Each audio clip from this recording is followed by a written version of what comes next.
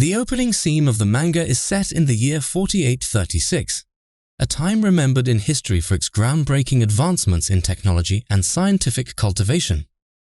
The city of Huaxiu basks in prosperity, with everyone knee-deep in the new agricultural technology, farming away like there's no tomorrow. But this year isn't just about bumper crops and tech-savvy farmers. It's also the year Huaxiu's most celebrated hero emerges to save the city. It all starts off on a bustling day, with folks enjoying their peaceful lives when, bam, a gigantic frog drops from the sky like a character from Cloudy with a chance of meatballs. Except this isn't your friendly neighborhood frog. It's a monstrous beast. Panic spreads like wildfire as citizens, wide-eyed and trembling, wonder what the heck this green invader wants. The frog clears up any confusion by unleashing fiery chaos, spewing fireballs, and wreaking havoc on roads and buildings. The magic squad protectors of the city, our supposed saviors, show up just in time to get their butts handed to them. The frog swats these warriors aside like pesky mosquitoes. Amidst the drama, a little boy named Wang Ling seems oblivious, seizing the opportunity to slip away from his distracted guardian and stroll over to a convenience store for a snack.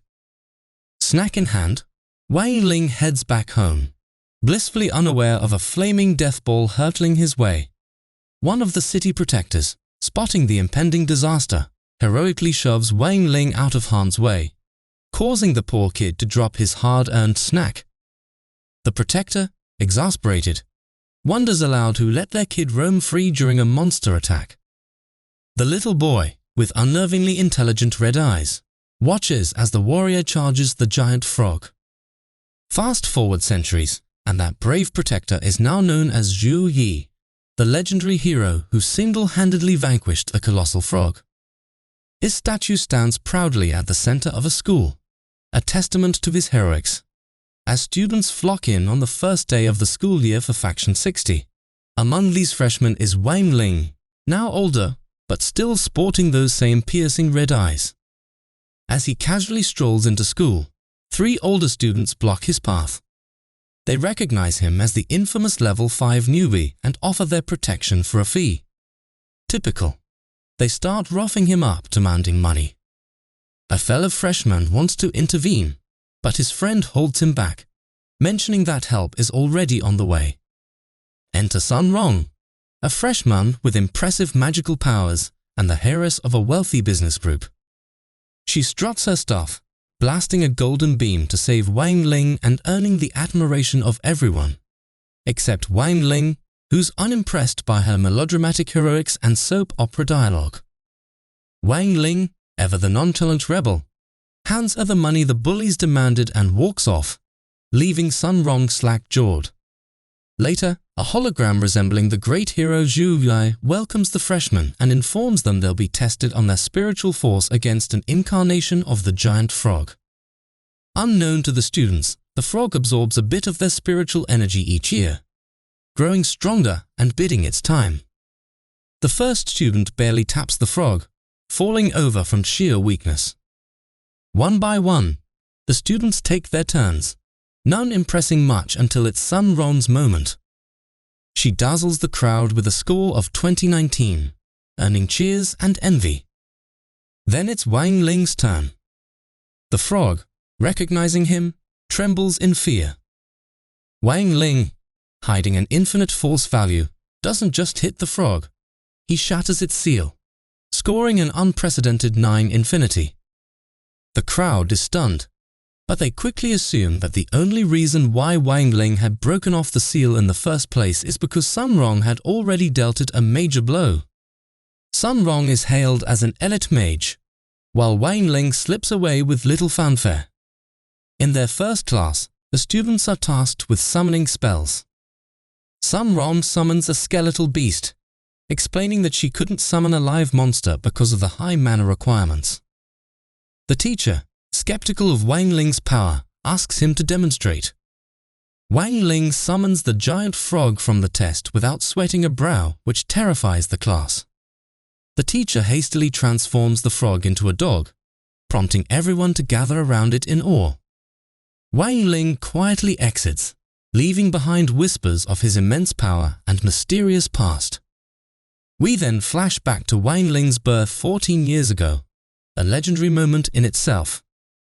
His father had fainted on his way to the delivery room upon hearing that his son had strolled out of his wife's womb.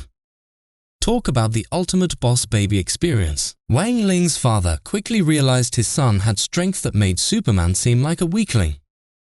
Determined to support his promising son, he spent more than half his annual salary on a legendary magic sword, supposedly capable of handling Wang Ling's immense spiritual force.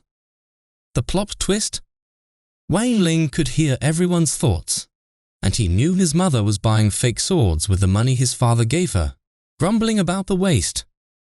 As for his father, he secretly wanted the sword for himself, using Wang Ling as an excuse to get his hands on one of the most legendary swords in history. When he discovered his wife's deceit, the household turned into a battlefield of arguments. Wang Ling, the wise child he was, quickly deduced that his abnormal abilities could spell doom for his parents' marriage. So he decided to blend in, pretending to be an ordinary kid to prevent their divorce. But by age 6, his powers were too potent to conceal. On one fateful birthday, while blowing out his candles, he ended up causing a massive fire. This was the wake-up call his parents needed. They began a regimen of injections and golden pills, all aimed at suppressing his magical abilities. Even with these measures, Wang Ling's powers occasionally slipped through, like the time he accidentally hurt some bullies at school. Determined to ease his parents' worries, Wang Ling adopted the facade of an ordinary child with a level 5 spiritual force. One day, while passing a store at school, he noticed a crowd. The store was giving out free ramen, but the catch was that it was part of Sun Rong and Chen Chou's campaigns for class president. Sun Rong, ever the charmer, was trying to buy votes with gifts. The students, enraged by this blatant manipulation, protested. Sun Rong, unfazed, attempted to sway them with her looks and wealth, claiming she was just showing them what she could do for them. Chen Chou, the same kid who nearly saved Wang Ling from bullies, stood his ground.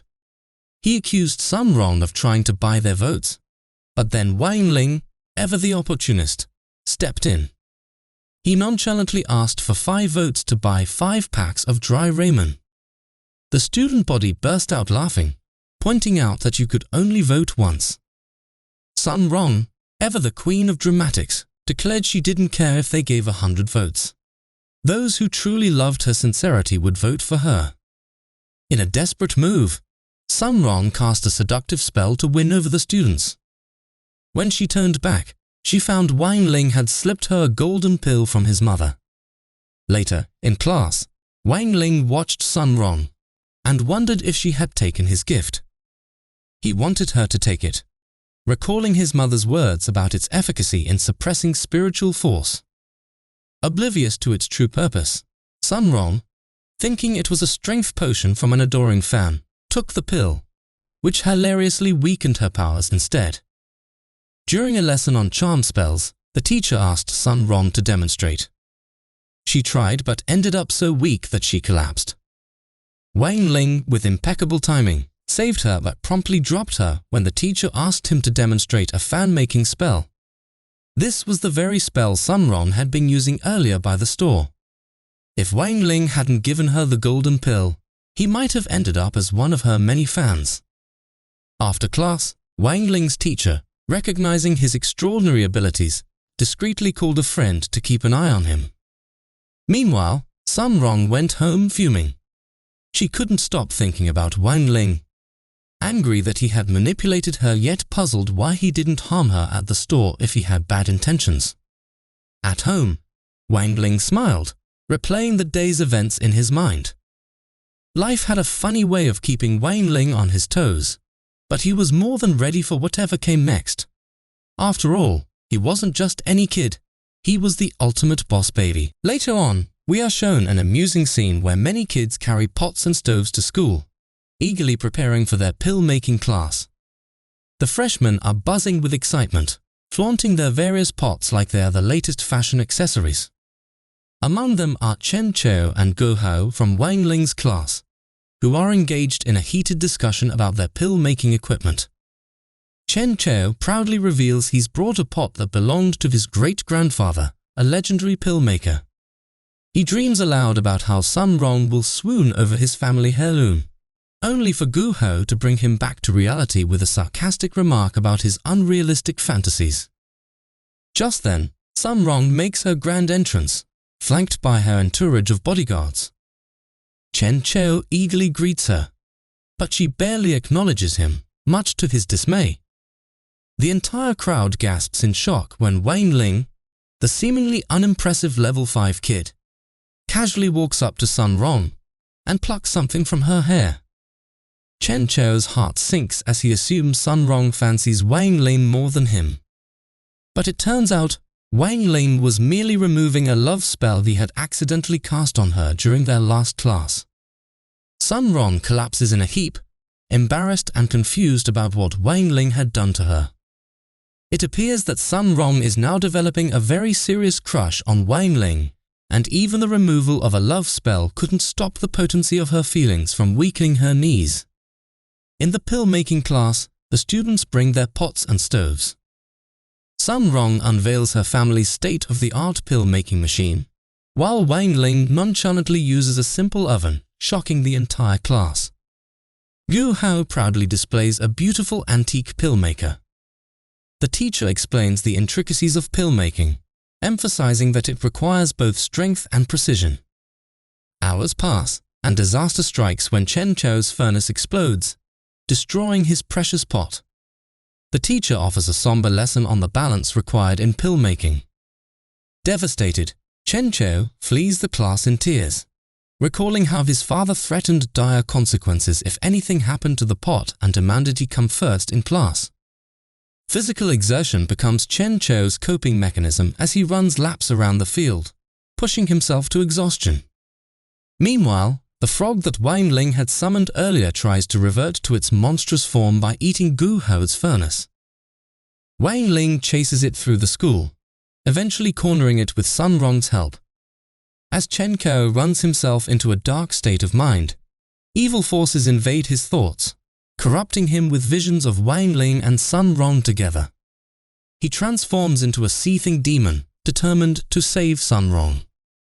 In the midst of this chaos, Guo Hao catches Wang Ling with his furnace and accuses him of theft. Threatening Wang Ling with a toxin-loaded gun, Guo Hao demands an explanation. Wang Ling tries to explain the frog's theft and his efforts to recover the furnace, but Guo Hao, blinded by rage, shoots at him. Wang Ling dodges the attack, but Chen Chao, in his deranged state, swallows the toxic substance intended for Wang Ling. Desperate, Guo Hao pleads with Wang Ling to create an antidote, knowing Chen Chao's life is in grave danger. Wang Ling, realizing the futility of revealing his true powers, agrees to help. They sneak Chen Chao to the lab, gather the necessary ingredients, and start brewing the antidote. Guo Hao panics, knowing the antidote requires 4 hours to complete while the teacher will return in 2. Just then, the mischievous frog attempts to steal the furnace again but is caught. Wang Ling and Guo Hao discover the frog's ability to manipulate time and force it to accelerate the antidote's preparation. With the antidote ready, they test it on the frog to ensure it's not poisonous, because who else would be the perfect guinea pig? Once confirmed, they administer it to Chen Chao just as the teacher enters. Guo Hao tries to stall her but fails. The teacher inspects Guo Hao's pill, awarding him an A for perfection, and scolds Wang Ling for producing an explosive. Guo Hao, touched by what he believes to be Wang Ling's sacrifice, is unaware that Chen Chao is hidden inside his repaired pot. After school, Chen Chao wakes up on the field with Wang Ling and Guo Hao beside him.